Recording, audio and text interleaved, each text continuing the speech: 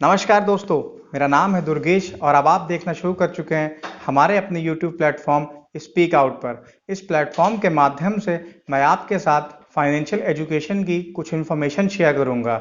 इस इन्फॉर्मेशन को जानने के बाद आप भी ये बात कहेंगे कि काश मुझे ये बात आज से 5 साल पहले पता होती तो मैं अपनी फाइनेंशियल प्लानिंग और बेटर वे में कर सकता। इस वीडियो को पूरा देखने के बाद आप भी अपने लाइफ की फाइनेंशियल प्लानिंग और बेटर तरीके से कर सकेंगे और एक हैप्पी लाइफस्टाइल परस्यू कर सकेंगे। क्योंकि मेरा मानना है you should not pursue happiness, you should pursue a lifestyle whose by product is happiness. चलिए शुरू करते हैं।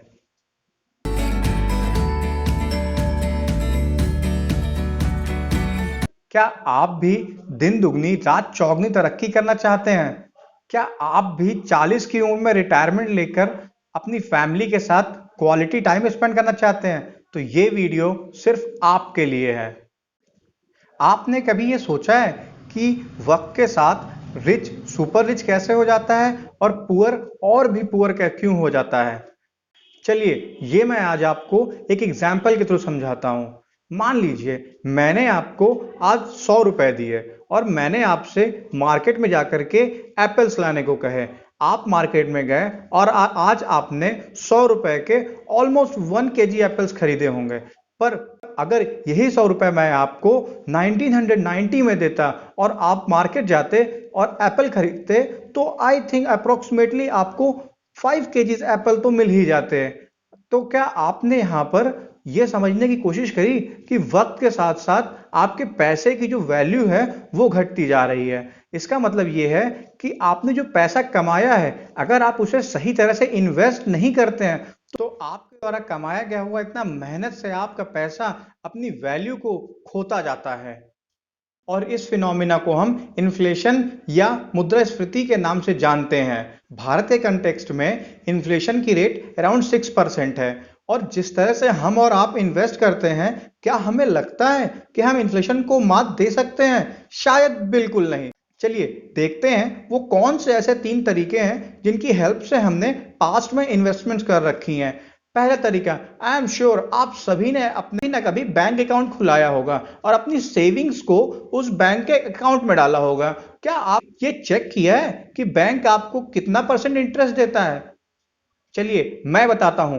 बैंक आपको ऑन एवरेज 4% का इंटरेस्ट। दूसरा तरीका, आप एफडी कर सकते हैं। मगर क्या आपको यह पता है कि एफडी के फायदे और नुकसान क्या है? एफडी का एक फायदा तो यह है कि आपको नॉर्मल सेविंग अकाउंट से थोड़ा ज्यादा इंटरेस्ट रेट मिलता है, अराउंड 5.25% के आसपास। मगर क्या आप उसका एक ड्रॉबैक जानते हैं कि उसकी एक पर्टिकुलर टाइम लिमिट होती है, जिस टाइम लिमिट के बाद ही आप उस पैसे को निकाल सकते हैं। जैसे कि अब चलिए हमने जो पहले कॉन्सेप्ट सीखा था इन्फ्लेशन का, जो भारतीय कंटेक्स्ट में अराउंड 6% का है, और जो पैसा हमने बैंक अकाउंट में डालकर रखा है उससे मिलने वाला इंटरेस्ट हमें मैक्सिमम 5.2% तक हो सकता है। तो क्या अब आप मेरी बात समझे कि बैंक अकाउंट में रख करके हम इन्फ्लेशन को तो बिल्कुल भी मात नहीं दे सकते हैं। चलिए ऑप्शन नंबर 2 की ओर चलते हैं। आप सभी ने भी पास्ट में कभी ना कभी अपनी सेविंग्स को इकट्ठा करके कोई ना कोई छोटी या बड़ी प्रॉपर्टी खरीदी होगी। आप प्रॉपर्टी की बात करते हैं तो प्रॉपर्टी का भी एक फायदा और एक नुकसान जरूर देख लेते हैं। प्रॉपर्टी का एक फायदा तो यह है कि आपके द्वारा ली गई हुई प्रॉपर्टी का दाम अपने आप धीरे धीरे वक्त के साथ बढ़ता रहता है। मगर क्या आपने उसके नुकसान के बारे में सोचा है? पहला नुकसान, आप कभी भी अपनी प्रॉपर्टी को तुरंत बेच नहीं सकते हैं, जिससे कि इफ अर्जेंट में आपको पैसे की आवश्यकता पड़ जाए तो आप बिल्कुल भी प्रॉपर्टी पर डिपेंडेंट नहीं हो सकते हैं। दूसरी प्रॉब्लम, प्रॉपर्टी को खरीदते वक्त और प्रॉपर्टी को सेल आउट करते वक्त आपको बहुत सारा पेपर वर्क करना पड़ता है। प्रॉपर्टी में इन्वेस्ट करने का एक सबसे बड़ा ड्रॉबैक ये भी है कि आपको उसमें बहुत ज़्यादा इनिशियल इन्वेस्टमेंट करना पड़ता है। इनिशियल कॉस्ट ज़्यादा होने के साथ साथ आपको उस प्रॉपर्टी को मेंटेनेंस कॉस्ट, साथ में प्रॉपर्टी से रिलेटेड काफ़ी सारे फ्रॉड भी होते रहते हैं। हम में से काफ़ी सारे लोग गोल्ड और सिल्वर में भी इन्वेस्टमेंट करते हैं। हाँ, ये एक बेटर ऑप्शन हो सकता है rather than investing in banks. But इससे भी बेहतर ऑप्शन मैं आपके लिए लाया। इन तीनों ऑप्शंस के अलावा अब आपको मॉडर्न टाइम में एक्टिव इनकम के साथ साथ पैसिव इनकम पर भी ध्यान देना चाहिए। एक्टिव इनकम वो होती है जब आप रोजमर्रा मेहनत करके वो पैसा कमाते हैं, और पैसिव इनकम वो होती है जो भी आप सेविंग उसे पर्टिकुलरली इन्वेस्ट करके आप छोड़ देते हैं, और एक लंबे रन में उस इन्वेस्टमेंट की कॉस्ट अपने आप मल्टी टाइम्स हो जाती है। आप सभी ने आज से पहले कभी ना कभी स्टॉक मार्केट के बारे में सुन ही रखा होगा। स्टॉक मार्केट को लेकर के जितने लोग उतनी ही बातें। कुछ लोग तो इसे सट्टा बाजार कहते हैं। जी नहीं, ये बिल्कुल सट्टा बाजार नहीं है। स्टॉक मार्केट को लेकर के आप सभी के दिल में कुछ ना कुछ कंफ्यूजन रहे होंगे। चलिए कुछ कंफ्यूजन मैं क्लियर कर देता हूं। मेरे पास तो इतना पैसा ही नहीं है कि मैं शेयर मार्केट में इन्वेस्ट कर सकूं। इन्वेस्टमेंट करने के लिए शेयर मार्केट में कोई मिनिमम लिमिट नहीं है, और इसी के साथ कोई मैक्सिमम लिमिट भी नहीं है। आप चाहें तो अपनी सेविंग का कितना भी हिस्सा शेयर मार्केट में इन्वेस्ट कर सकते हैं। हम सब जब कभी भी शेयर मार्केट में इन्वेस्ट करने के बारे में सोचते भी हैं तो हमें याद दिला दिए जाते हैं वो अंकल जिन्होंने अपना पैसा स्टॉक मार्केट में लगाया था और उनका सारा पैसा आज डूब गया है। इसको मैं आपको एक एग्जाम्पल के थ्रू समझाता हूं। जैसे कि स्विमिंग है, जब तक आपको स्विमिंग के फंडामेंटल्स नहीं पता होंगे तब तक आप तैरना बिल्कुल भी नहीं सीख सकते हैं, और जब तक आप फंडामेंटल्स को बिना जाने किसी भी नदी में छलांग लगा देंगे तो आपका डूबना बिल्कुल तय है। स्टॉक मार्केट में भी लोग कुछ ऐसी ही गलती करते हैं। स्टॉक मार्केट का फंडामेंटल सीखने के बजाय वो सुनी हुई बातों पर विश्वास करके अपना पैसा लगा देते हैं, पैसा डूब गया। हम में से काफी सारे लोग कॉमर्स बैकग्राउंड के नहीं होते।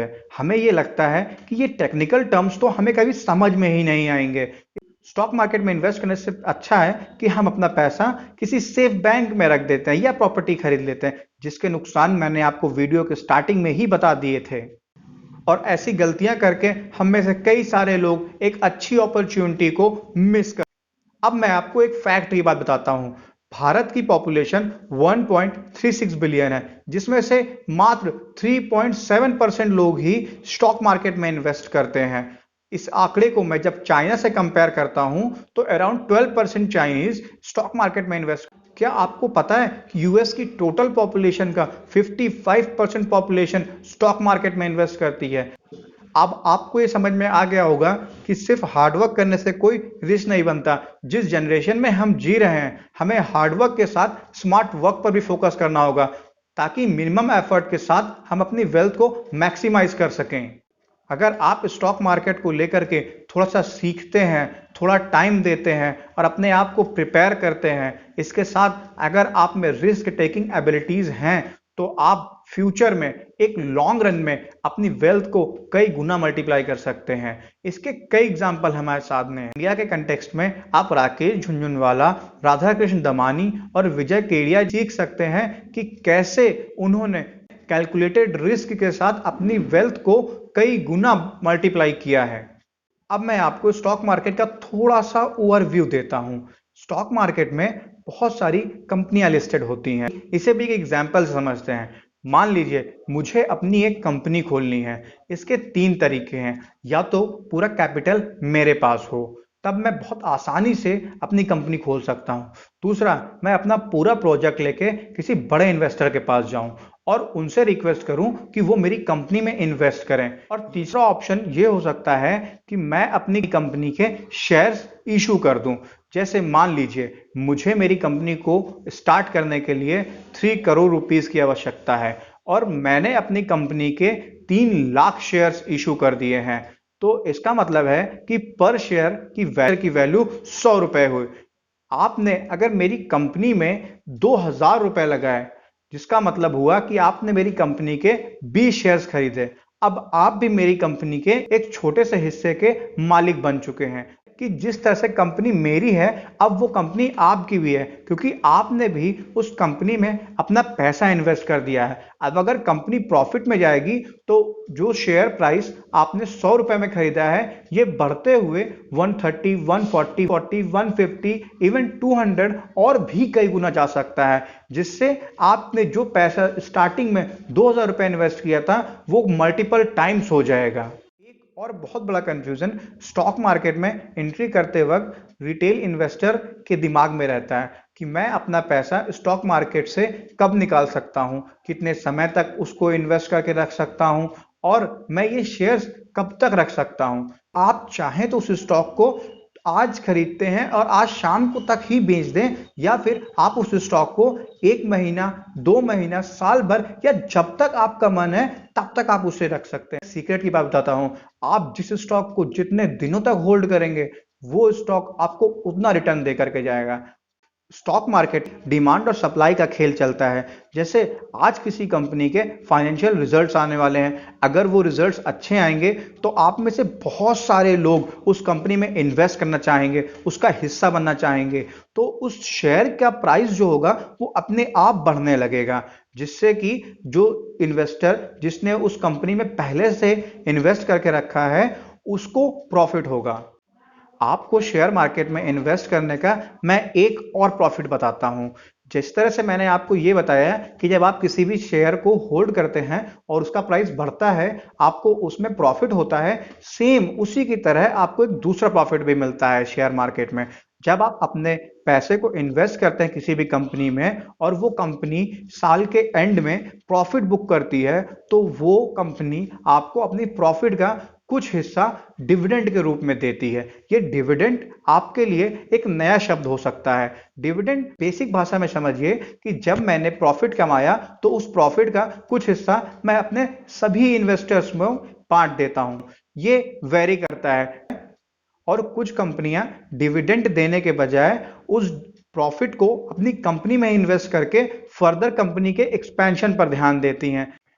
अपनी इस सीरीज का पहला वीडियो हम यहीं समाप्त करते हैं। आपको हमारा ये वीडियो कैसा लगा उसे कमेंट बॉक्स में जरूर लिखिए। शेयर मार्केट से रिलेटेड इंफॉर्मेटिव वीडियोस को पाने के लिए हमारे चैनल को सब्सक्राइब जरूर कीजिए और इस वीडियो को ज़्यादा से ज़्यादा लोगों को शेयर कीजिए ताकि वो भी अपने फ्यूचर की फाइनेंशियल प्लानिंग को लेकर सचेत हो सकें।